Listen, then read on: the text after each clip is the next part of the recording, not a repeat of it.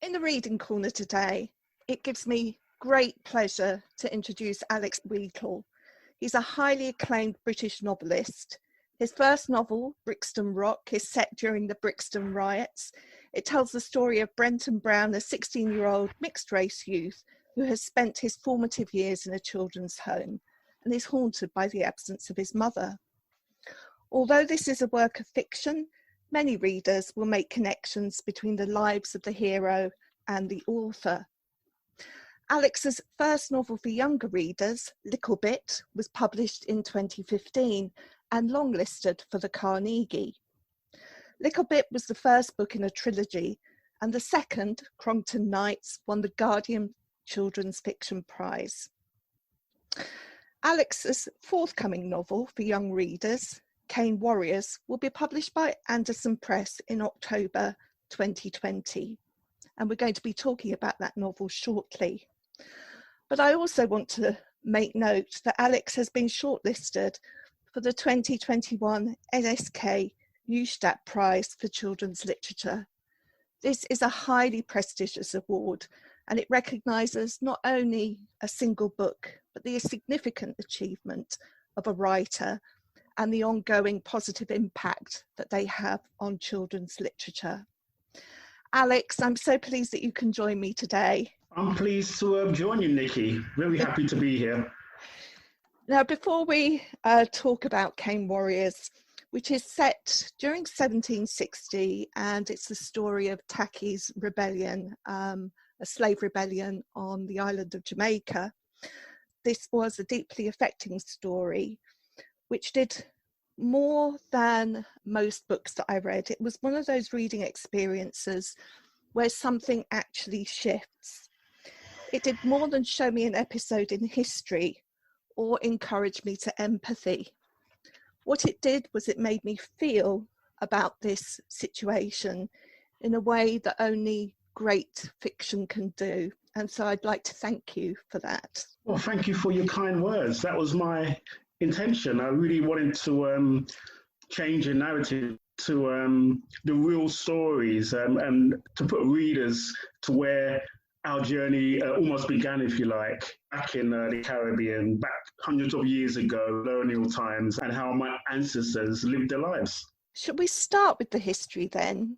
This is the story about Tacky's rebellion, as we said, and it's one of just a number of slave rebellions in the Caribbean in the 18th century.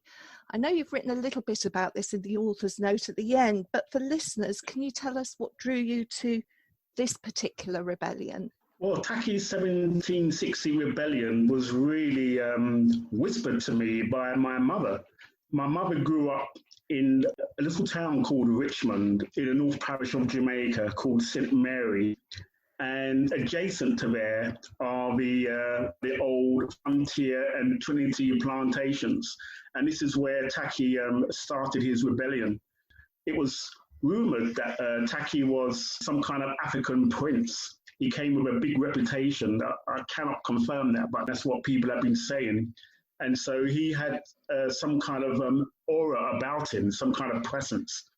And so he planned his Easter rebellion in 1760, and he took his fellow captives with him. And I always wondered what it must be like if you're a 12, 13, 14-year-old boy, because at that age, you were considered a man. And you were asked to the cane fields and work there, and you was lashed with the whip just like any other person was. So I just tried to imagine a young teenager having to deal with that dilemma of whether he should join the rebellion or not. And one of the surprises for me, actually, in the book, I mean, his father urges him not to. I was surprised at his mother's encouragement, really, to leave. Well, perhaps, you can imagine a mother losing sons. Maybe there's some hope in her heart that her last son will manage to free himself and escape. And it's a very human reaction, I think. I mean, you could make a case for both parents, Noah's father saying, you must not go. He's afraid that he might get killed or hanged or whipped to death. Or with the mother saying, no, son, go. And so you can see both arguments there. And I can almost hear that interaction all these years later taking place in a Jamaican plantation. And the argument for to go with this slave revolt, and the argument to stay, because I guess at least you can be alive, at least you can live, rather than try this escape and maybe be executed. Mm. And of course, this book, in a way, is a recognition of not only Tacky and his lieutenants, if you like, but everybody who took a stand, because if nobody takes a stand, nothing changes. That is correct. And you have to sit together, you have to plan together, and you have to face the consequences together. Otherwise, it would have failed probably at the first plantation. But at least they had a momentum behind them. And indeed, they sacked the Fort Haldane on the north coast, Port Maria. It's spectacular, and it's where Noah Coward had his Firefly property as well. So it's a really incredible visual when you go out there. It's something like 1,000 feet over sea level, and it offers incredible views. So if you ever go to Jamaica, don't just stay at the resorts. Go out and visit these incredible sites where these slave uprisings took place. And I think it was actually partially a visit yourself that took you on this journey, wasn't it? It's an interesting story because I was reunited with my father in 1987. I tracked him down to Kingston. He was teaching in a Kingston school. He used to teach woodwork and metalwork. And he asked me to draw up a list of sites I wanted to go. And one of them had to be Bob Marley's birthplace in 9 Mile in St. Anne, which is not too far from Port Maria. And also, me being a literature fan and a playwright fan, I wanted to visit Noel Cowell's property. And I was unaware at that point in my life that these slave uprisings took hold in this very place. And it's only later, when I was speaking with my mother, many, many years later, that she remembers as a little girl that her elders would sometimes whisper and mention Tacky's name. But later on, she discovered that where she lived was very adjacent to where the uprising took place. And wow. I thought, wow, oh my gosh, these people could be my ancestors. And so it just gave me a tingle in my bloodstream. It really did. I felt I was compelled to write this story. And it's interesting because you've talked about this kind of folk memory, if you like, passed down through generations, 200 years of storytelling, basically. But were there other sources that were not written by the British, if you like, that were written by the slaves themselves, or is it just passed down from folk memory? Most of it is folklore and the word of the griot. I mean, that's the old West African tradition of oral storytelling. And so my mother remembers some of it, and her sisters did too, and also her parents did.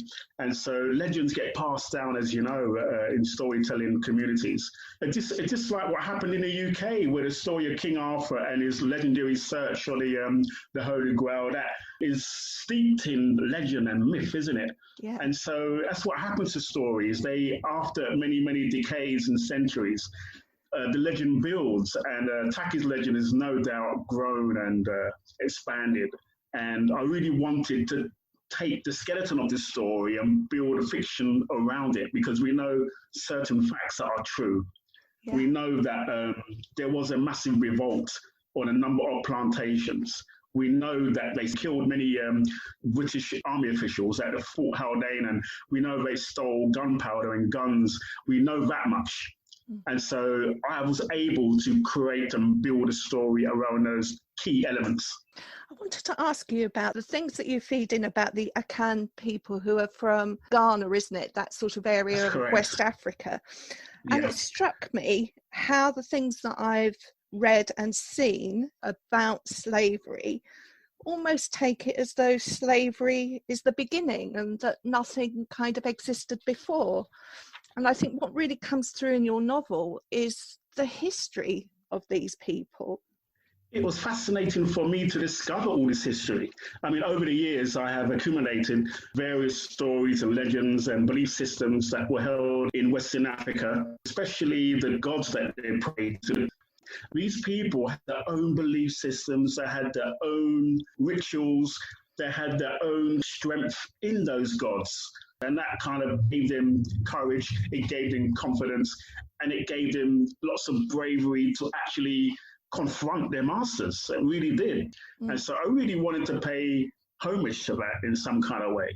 Because these people were not just, as being portrayed in some other texts, as savages, as unknowing, as stupid or whatever. No, they were actually had these belief systems, and they told stories to their children about their ancestors. And so they had a very strong belief in their culture, and they wanted to further that culture, but obviously they were denied. And what's interesting about your narrator, Moa, the 14-year-old boy that you've mentioned, is that it's only when he comes into contact with people from other plantations that the religious aspect of it really comes to the fore, for instance. Absolutely, because we have to remember that a person of Moa's age, 13, 14, he's working in the field all day. And maybe he's not close enough to characters like Miss Pam, who carries those stories with her and spreads that story to maybe the children. And so you can be kind of disconnected, if you like, because plantation work, it was severe, it was harsh, it was sun up, sun down, back-breaking work. And when you finish, you're exhausted, absolutely exhausted. And sometimes you had no contact, especially with the women who worked at the big house. You had no contact. You had to have special privileges to work in a big house or even approach the big house. If you was a field slave, then you wasn't expected to even go close to the big house. And so this is where the disconnection may have happened. And so I wanted Moa to discover some of these rituals, some of these elements, some of his belief systems, if you like, during the journey of this story, when he gets closer to other men from different plantations. And obviously he's in contact with Taki, who can also educate him a great deal. I wondered whether the naming of characters was part of this, because I noticed that the older women tended to have given names. Is that because of the roles that they would have fulfilled? Yes, I reason that, especially if they're working near the big house, their names would be given, but if you're in the field, you'll be maybe given an African name by a mother, and that was allowed because you had really no contact with the master. But your overseers, they would describe them with kind of nicknames, if you like Kudgeman, and I think I had one character called Toolman and so forth. So whatever job they did, sometimes they would give it a nickname to portray that job. Yeah. I'd like to talk about the artistry in the book as well, and the way it's written, and the linguistic choices that you had to make, because you're going back in history here, for one thing. And the dialogue is, I don't know whether you use the word patois or Jamaican Creole. I kind of decided that my characters are in Jamaica, and sooner or later the patois is going to come into being. I have no idea when, but I decided to go for some kind of halfway house, if you like, with the language, where anybody could understand it. If you're English and so forth, and you're reading this text, you can quickly understand the language. But if you're in Jamaica and you're reading the dialogue, you think, oh, right, these characters, they know how to speak patois. Maybe not the full patois, but there's a tint of it and a hint of it here and there. And occasionally the Akan language comes out as well, doesn't it? When they're yes, it does. In moments of, I guess, heightened emotion. Obviously, these characters must have known some African greetings and so forth. I've been a bit sparse with that because I didn't want to over-confuse the reader with so many languages, but I just wanted to give a hint and a nod to the African ancestors and where they came from and what is important to them. Question that I'd like to ask you with teachers in mind, because sometimes what happens when I'm working with teachers, they get worried about reading books that are written in this case in patois, because they feel they can't do it justice, or they feel it will sound wrong in their mouths. What's your thought about that? If the teacher read the book phonetically and they give it the best respect they could, I think whoever's listening would appreciate that. I really do. Why not? Why wouldn't they? I mean, I remember reading Irving Welsh. I remember there was an English teacher reading the text from one of his novels, and they tried this Scottish accent, and I appreciated that too, because I sense more of the character when someone was trying to speak like the character on the page rather than in plain English. And so I would encourage them to just try to read it phonetically. And like good actors, just slow down a touch and imagine there are commas after every 3 words. That's what I do sometimes when I'm reading. And so even if you get it wrong, if you kind of slow in your delivery, they will understand your reading. Good advice there. Really good advice. I do want to tackle some sensitive subjects too, because I think it's right that we should. And I want to talk about language that's emotionally charged. So the word pickney for child, obviously that is related to the word pickaninny. I mean, Enoch Powell used it as a racial slur. Boris Johnson has used it as a racial slur. He'll say that it wasn't, but it was. Yeah. What matters here about these words? Because on the one hand, it does mean child. Does it matter who's using it, or does it matter how it's used? What's your view on that? It's kind of delicate, because when I go to Jamaica and I speak to my cousins, uncles, aunts, they always, especially for a child under the age of, say, 10, they always use the word pickney, which is, I think, a bit different to pickaninny.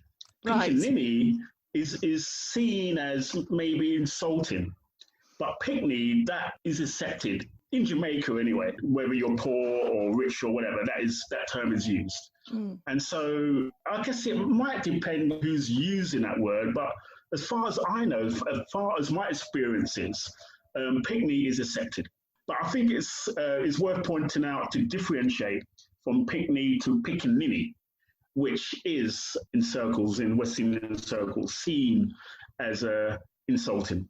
Oh, that's really interesting to know that, because obviously we're living in a period where it's really important to navigate these issues with great sensitivity. Not that it never has been, but I think we're all aware that we must do this. And of course, things have come to the fore recently with Black Lives Matter and the taking down of statues that are related to slavery, as they did in Bristol. So I have a question for you, really, which is about the statues and whether they should be pulled down, or whether we can learn more by just framing them in a different way. I'm more of the opinion that they should be debated about, they should be discussed, and councils around the country should ask the city or the town whether it's appropriate for these statues to remain, and if not, maybe they should go in museums. But for me, the statues are a bit of a distraction. I mean, yes, it can be emotionally charged when you see someone like Colson dragged and flung in a bay, I think it was. And many people celebrated that.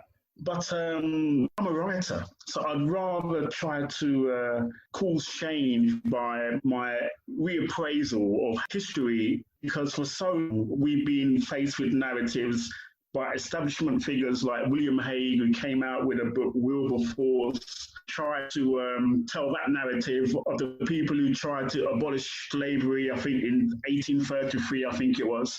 And more importance is placed on those figures in the English Parliament and so forth. So they're looking for some kind of white savior figure. But me, I'm kind of changing that narrative, say, wait a minute. These slavers were given £20 million in 1833, which is an astronomical figure today. So obviously there was an incentive to abolish slavery. But really, for me, the real heroes are people like Tacky, people like Paul Bogle, people like Sam Sharp. You know, these people put their lives on the line, and they should be celebrated. And that's why I mentioned that they are our glorious dead. And so what I'd really like to see is a change in the way the curriculum is taught to our young. And so they grow up knowing that this slavery thing was fought against at all levels. And I'm really encouraged when I go to Germany, Nikki, when I see even the refugees who have come in from the Middle East. Every single student in Germany, to every school I've been to anyway, they learn about the Holocaust. And I think that's very important, that Germany is not afraid to acknowledge that stain in their past. And I think the UK should be no different. They should not look away from their past. And it is shameful. It is a stain on the UK's history. I think they should try to embrace that and take it for what it is and teach it properly. And so this is where I come in with my cane warriors and whatever narratives I can come up with. And I think that way we can affect change more effectively rather than just pull down statues and toss them in the harbour. There's a line in your book, and it's actually used on the back jacket as well, actually. It's spoken just after they've liberated the first plantation and they're waiting to make an advance on Trinity Plantation. Yeah. And the line is, nobody free till everybody free. Now, obviously, they're talking about the slaves in this context. But to me, that line kind of resonates for all of us, because until you have freedom of everybody, then we're kind of all bound up in this, aren't we? Yes, we are indeed. And that comes directly from reggae music, from the likes of Bob Marley, Burning Spear. This message was constant. And I've absorbed that, and I wanted that to come out in a narrative. So that's a very important line, and that goes for any culture, any race, any creed in the world today. Mm. It's probably an obvious question in many respects, but what made you choose Moa as your kind of first-person narrator for the story, rather than one of the historical characters? I really think I could affect change more quickly if I write this for young adults, because a young mind still growing, they're still trying to figure out where the moral boundaries are and what's acceptable and what isn't. And so their minds could be more malleable, if you like, and they're more accepting of a story like Moa. I did consider writing it from Taki's perspective, but I thought, no, this could be much more effective if I aim it for young people, where I could really get them thinking and really get them thinking to say, wow, how come this wasn't taught in history class the other day? You know? I mean, I'm just trying to think when I was 13, 14, and I was looking for narratives that could help me.